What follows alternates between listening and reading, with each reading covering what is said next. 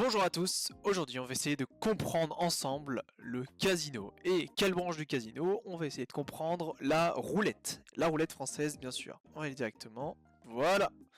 On est dans le petit paint que j'ai fait pour expliquer un peu tout ce que j'ai compris de ce que c'est qu'une roulette, tout ce que j'ai vu, je me suis un peu renseigné. Et aussi on va parler un peu de mathématiques dedans.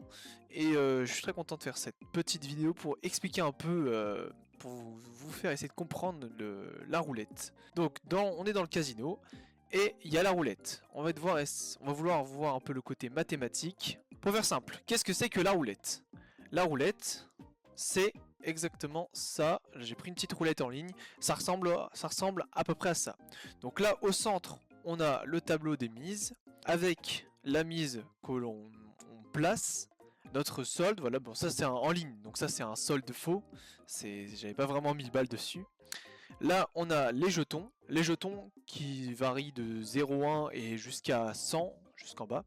Et puis là on a la roulette qui est donc fictive, on a le petit historique qui est sur le côté, et là, partie intéressante, on a le 0, des cases avec du rouge, du noir, juste ici, on a plein de petits ordres, des manières de catégoriser le jeu. C'est-à-dire qu'on a la première douzaine, la deuxième douzaine et la troisième douzaine. On a la première ligne, la deuxième et la troisième. On peut choisir les chiffres de 1 à 18 et de 19 à 36 qui fait une ligne comme ça pour séparer le jeu en deux. Et on peut choisir entre miser sur les chiffres pairs ou impairs. On va dire que c'est à peu près ça le plus basique en fait. Le plus basique. On a vu qu'il y a 37 possibilités.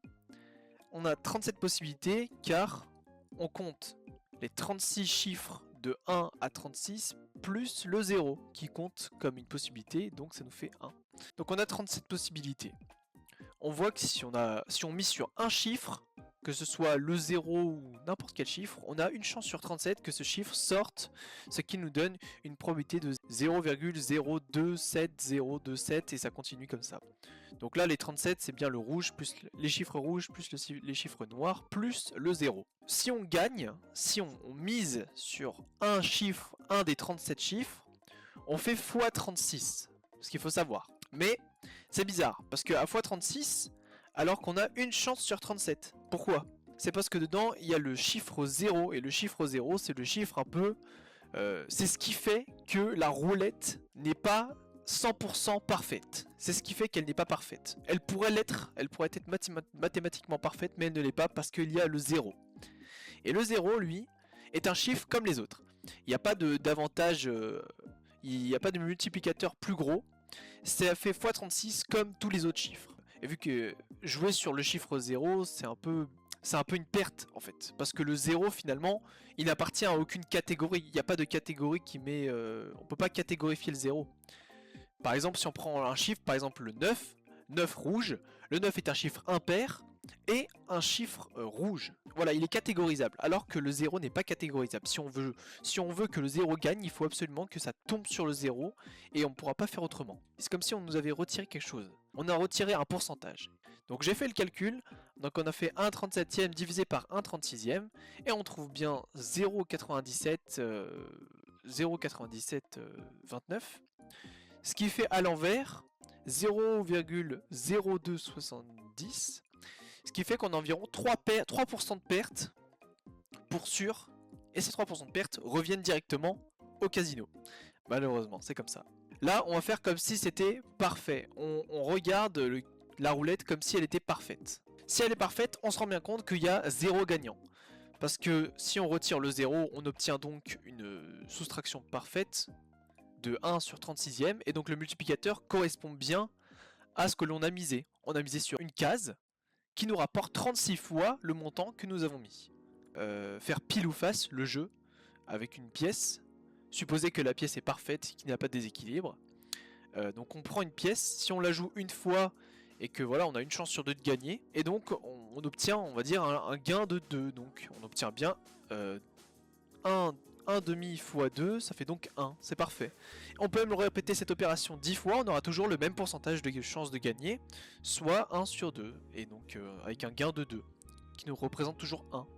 Pareil, si on revient donc, si tout est parfait, alors ma case me rapporte 36 alors que la probabilité qu'elle tombe dessus est de 1/36e.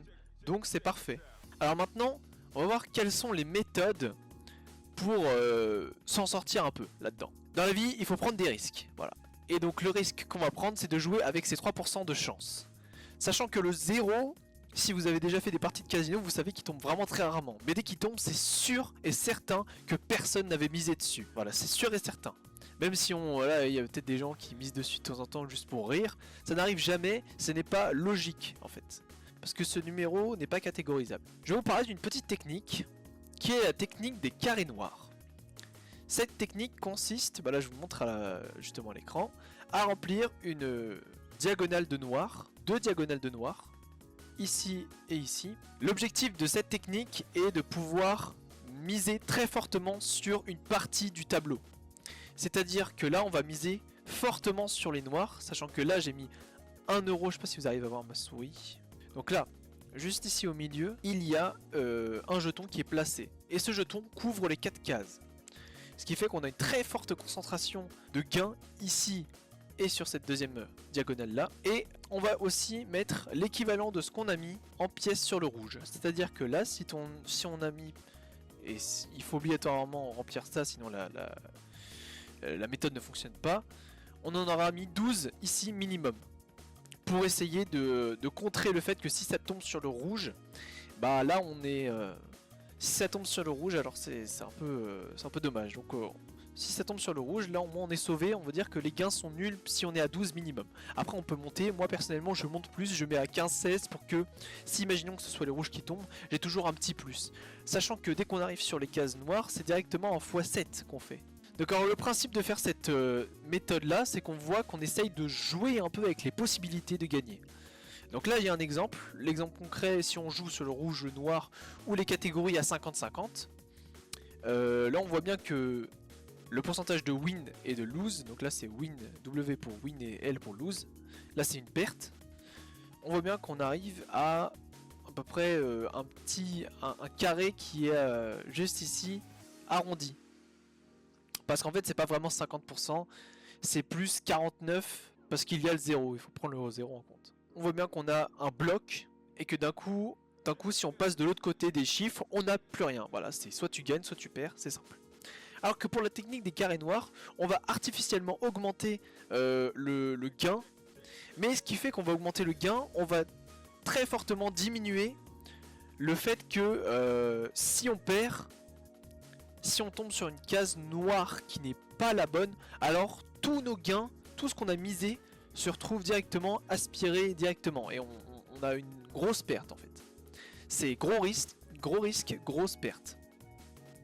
Donc là j'essaie d'expliquer la courbe un peu de manière que ce que vous arrivez à comprendre, c'est que là, si on tombe par exemple sur les noirs, si on tombe sur le noir qui nous rapporte le plus, c'est-à-dire environ le 13, sachant qu'il est entouré de deux mises de carré, alors là c'est le plus haut gain que vous pourriez avoir.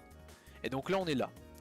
Et si plus on s'écarte, c'est-à-dire que là on va par exemple sur le 31 je crois, là le gain sera un peu moins conséquent. Si on va sur une case qui est rouge, encore pire, ça descend petit à petit en fait. Et là on a une certaine stabilité ici parce qu'on a misé sur les rouges.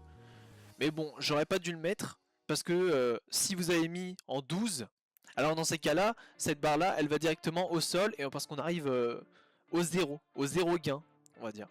Mais si vous avez mis au-delà, alors dans ces cas là on va dans les gains, donc on est au-dessus, on est dans le positif et on est dans le au-dessus du 0. Et après juste ici on a la catégorie on a une catégorie de nombres qui ne sont pas pris en compte par notre méthode. Et on voit bien qu'on a 70% du plateau qui est contrôlé. C'est-à-dire qu'on a les rouges et un bout des noirs, ce qui nous fait plus de la moitié et on va dire plus de 3/4, enfin au moins 3/4. C'est pour ça qu'on est à 70. Et le reste, ce sont les chiffres comme le 35 noir, le 33 noir, le 24, le 22, le 20, le 17, le 15, le 6, le 2, le 4. Et si ça tombe sur ces numéros là, c'est bye bye.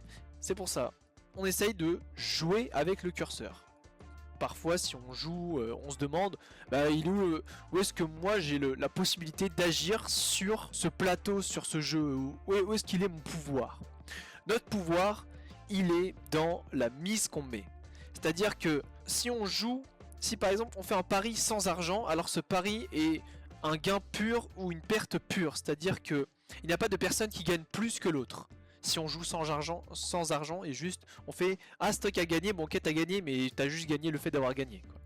Dans ces cas là c'est une mise parfaite, c'est à dire que tu perds autant que ce que tu gagnes. Or avec le pouvoir de miser, si on sait que nous on a le pouvoir de miser ce qu'on veut, c'est génial. C'est à dire que on peut placer par exemple 2 € sur le rouge et le tour d'après on pourra miser 10 000 € sur le 0. Et ça veut dire que on a le contrôle finalement. On n'est pas 100% sans contrôle. Et si on a le potentiel de choisir, alors on a le devoir de se dire tiens, où est-ce que ça pourrait tomber. Et donc c'est pour ça qu'on arrive à ce petit point qui est de remarquer les patterns. Donc juste ici j'ai fait une petite sélection de patterns qui peuvent tomber. Avec un peu de chance, on a différents patterns, des patterns que vous avez sûrement pu voir et des patterns qui sont un peu plus compliqués à voir. Donc là, premier pattern, on a une série de 2 qui s'enchaînent où ça fait une alternance et cette série là revient souvent. Il faut arriver à se dire qu'elle va arriver, voilà. Sachez que à la base, c'est toujours, si vous jouez sur les couleurs, c'est toujours du 50-50 et que ça ne pourra jamais être, vous pourrez pas vous dire tiens je pense que ça va être là, c'est pas prouvable. Juste ce que je vous donne c'est des pistes. Moi j'ai réussi à parfois monter grâce à ces techniques, c'est tout, vous faites ce que vous voulez des informations. Donc sur ce premier pattern on voit qu'il y a une alternance. Donc là on a de 15-2 noir, 27-14 rouge et ensuite 22-13 noir. On a une autre alternance qui arrive parfois, qui est une probabilité d'arriver, qui est que on a un moment où il n'y a qu'une couleur qui sort, c'est-à-dire qu'il n'y a que des noirs. Ou parce que là dans ces cas-là c'est la probabilité que j'ai réussi à obtenir, c'est qu'il y ait une succession d'une même couleur. Et donc dans ces cas-là, soit on arrive, j'aime bien l'image du train, c'est soit on arrive à prendre le train, soit on se fait percuter par le train très fort. C'est-à-dire que si on est au moment où on est sur, par exemple, on a décidé de miser sur une couleur, et que c'est l'autre couleur qui fait un train qui avance et qui fait une succession, alors on aura loupé le train et on se le prend dans la gueule parce qu'on a fait que de perdre durant cette tour. Ou alors on le prend le train, on arrive à être sur la bonne couleur qui fait le bout de chemin et on continue d'arriver jusqu'à ce que, imaginons qu'on a doublé, bon là faut savoir s'arrêter dans ces moments là. Mais parfois ça peut être autre chose, ça peut être juste des choses qu'on peut pas analyser, c'est-à-dire que là par exemple le 26, 33, 1, 32, 14 et 4, bon là franchement il n'y a pas grand chose à analyser là-dessus, on pourra pas faire grand chose. Pareil pour l'autre côté, 32, 9, 35, 28, 18, 4, on pourra rien faire dessus. Mais des fois il existe, et j'ai réussi à en avoir une, c'est la chance qu'il y ait un numéro et le même derrière, voilà. Ça c'est impossible quasiment à se dire, on pourrait pas miser et utiliser ce pattern là pour réussir, parce que se dire qu'un chiffre va tomber 2 fois de la même manière, franchement ça paraît très peu probable, on va dire. Voilà, on arrive au point intéressant que en réalité dans ce genre de jeu c'est plus facile de perdre que de gagner, mais pour gagner il suffit d'éviter les risques inutiles, c'est-à-dire d'un moment de se laisser emporter, de se dire bah c'est bon ça m'énerve, allez maintenant j'en ai marre, je veux gagner, et paf miser 50 € sur un chiffre. Non, faut pas faire ça, parce que d'un coup c'est lâcher prise et se dire que oh c'est bon de toute façon c'est de l'argent. Non, c'est pas que de l'argent, il faut toujours rester concentré à se dire que il faut pas tout lâcher, ou alors qu'il faut pas directement partir, voilà. C'est comme si vous voulez une progression, et dès qu'on arrive à 100%, c'est-à-dire que vous avez votre gain et le gain que vous vouliez, et si vous décidez de recommencer à être trop greedy et enfin d'en vouloir trop, peut-être que ce gain vous allez recommencer une barre de progression et vous allez vous arrêter avant les 100%. Et donc voilà, c'est pas complété, et il y a moyen qu'avant les 100% vous ayez perdu beaucoup de choses, et ce serait dommage de recommencer une progression sans la finir. Ça voudrait dire que votre progression vous la finissez pas, donc vous n'avez pas eu votre gain espéré. Donc pour ça, évitez les risques inutiles. Maintenant on arrive à la dernière partie, c'est-à-dire que qu'est-ce qu'on fait des gains? Voilà. Bon, vous avez tous des projets avec votre argent, ce qui est tout à fait normal, et vous vous dites tiens j'ai envie de me faire un peu d'argent, je vais au casino ce soir. Sauf que c'est là où est le problème, c'est que, enfin, c'est là où il faut faire attention, c'est que tous les gains que vous avez, il faut automatiquement les mettre, les investir dans des choses qui existent. Je sais pas si vous arrivez bien à voir, j'ai un peu écrit ça avec la souris. Dans des objets qui existent ou dans du matériel, des choses tangibles. Parce que si vous gardez, en fait, si vous gardez l'argent que vous avez reçu, alors imaginons que vous revenez au casino, dans ces cas-là, cet argent va être réinjecté dans le système, et donc c'est comme si vous n'aviez pas vu la couleur de cet argent. C'est un peu dommage, quoi. C'est comme si d'un coup, tiens, vous avez beaucoup d'argent, mais que vous allez réinvestir, vous allez les remettre dans le casino, mais imaginons que vous allez les perdre, c'est dommage. On ne crée rien, on ne construit rien. Non. Si tu as un client qui a payé un titre 8 $, et que ce titre atteint 16, il est carrément super jouasse. Il veut le vendre et rapporter son putain de bénéfice à la maison, mais il faut pas le laisser faire. D'accord. Parce qu'alors ce serait réel. Ouais. Non, c'est quoi ta solution? Tu as une autre brillante idée. Ça fuse là-dedans. Autre situation, autre action. Pour réinvestir ses gains et gagner plus, il acceptera. Ça marche à chaque fois, parce qu'ils sont tous raides accros. Et on n'arrête pas de faire ça encore et encore, pendant que lui, il croit qu'il devient hyper riche, ce qui est vrai sur le papier. Mais toi et moi, les courtiers, on se récupère le vrai cash. Une putain de commission, mon petit con. Donc le plus important, c'est de sortir du système. Voilà. Dès que vous avez reçu votre gain, vos gains, et que vous aviez un projet, faites directement ce projet. N'essayez pas de revenir au casino pour ensuite recommencer pour espérer avoir plus. Vous vous êtes fixé un objectif, faut rester dessus. Est-ce que si vous commencez à tergiverser, il y a grave moyen que vous perdiez votre gain. Aussi, faut bien comprendre que quand on vient au casino, l'argent que l'on mise, c'est l'argent qu'on accepte de voir disparaître. Faut pas donner d'importance à la mise qu'on met. Faut se dire qu'on vient et on dépense de l'argent que de toutes les manières on saurait qu'on aurait dépensé dans de la merde ou alors qui n'a pas d'importance. Sinon, ça vous met un gros coup au moral, ça j'assure sur ça. L'argent donc qu'on a reçu, faut bien entendu l'utiliser. Si on ne l'utilise pas, il sera réinjecté dans le système si vous revenez au casino après. Et dans ces cas-là, vous n'aurez pas vu la couleur de cet argent. Donc faites-le, utilisez cet argent dans des choses qui vous plaisent. L'avant-dernier point, j'ai envie de dire, très important, c'est de miser vos mises. C'est-à-dire que vous avez un projet d'atteindre par exemple les 100 € dans cette soirée. Vous arrivez avec un départ de 10 €. Il y a trois choix. Soit vous perdez vos 10 € rapidement, et dans ces cas-là, la soirée est terminée parce que je vous conseille pas de continuer. Sauf si vous avez un portefeuille infini, voilà. Mais si vous venez avec 10 €, vous voulez repartir avec pas moins de 10 €, bah dans ces cas-là, vous restez sur vos 10 €, vous avez plus vos 10 €, il faut partir. Mais si vous arrivez à gagner un peu d'argent, avec ces 10 €, d'arriver par exemple à 20 €, ce qui est possible, et bien dans ces cas-là, moi ce que je vous conseille, c'est de retirer les 10 € de vos mises de base et de garder vos 10 € que vous avez, qui vous ont été, entre guillemets, offerts par le casino, par vos gains. Donc vous allez réutiliser ces 10 € et si vous arrivez par chance avec plusieurs méthodes, dont la méthode des carrés noirs, arriver à 100 €, dans ces cas-là, c'est bien. Vous êtes reparti avec 110 €, mais vous avez fait du bénéfice pur en retirant l'argent que vous avez misé de base, 100 €. Donc ça correspond bien à ce que vous vouliez, et donc on arrive vraiment à revenir avec plus pour l'objectif final. Le tout dernier point que je voudrais aborder, c'est le fait de l'objectif du casino. L'objectif du casino, c'est bien de s'amuser en fait. Il faut juste s'amuser. Quand on vient pour espérer gagner, c'est là où on se retrouve le plus dans des situations où on veut pas, parce que on a tendance à peut-être prendre des risques qui vont nous dire allez, je suis là pour gagner, je veux absolument gagner, mais c'est là où derrière on fait des choix qu'on devrait pas faire. Donc si je voulais vraiment un bon conseil, venez avec des gens avec qui vous oubliez que vous êtes dans le casino en fait.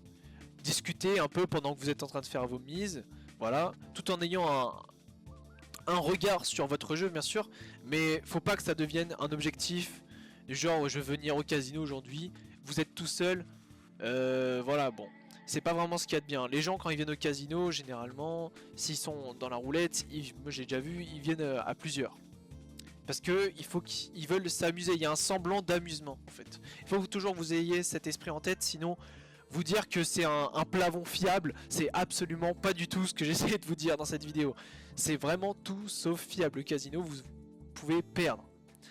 Alors un truc que j'ai pas noté mais que ça me revient en tête maintenant que j'en parle, c'est que le casino, en réalité, ça fonctionne et les mathématiques fonctionnent que sur une base infinie. C'est-à-dire que une personne qui a énormément d'argent, bah il vient au casino, c'est sûr qu'il va s'enrichir. Ou alors c'est sûr qu'il va passer, il va jamais perdre en fait. Une personne qui est déjà riche ne va jamais perdre au casino. Parce que imaginons qu'elle fasse la technique du je perds, je double. Alors si cette personne est infiniment riche, elle va encore doubler jusqu'à ce qu'elle gagne. Et en fait si vous voulez, ça va faire une moyenne de 0. Parce qu'à la fin, ou alors une moyenne de 0, ou alors si elle s'arrête, ça fera une moyenne positive. Ça fera jamais une moyenne négative. Mais ça n'existe pas une personne qui a un portefeuille infini. Nous on est là pour les gens qui sont pauvres. On est là vraiment, on est des rat de pie, on est des gens, on est un peu des gens qui essayent de s'en sortir dans la vie. On n'a pas de portefeuille infini, on a juste nos couilles, on arrive au casino, on a notre cerveau, nos couilles. C'est tout ce qui compte en fait. J'espère que vous avez pu comprendre un peu le système casino roulette de par mon expérience. Je suis assez content de mon graphique parce qu'il représente bien ce que j'avais en tête. Dites-moi si c'était assez clair dans les commentaires et puis je suis très content de voir vos remarques. Bon, au revoir.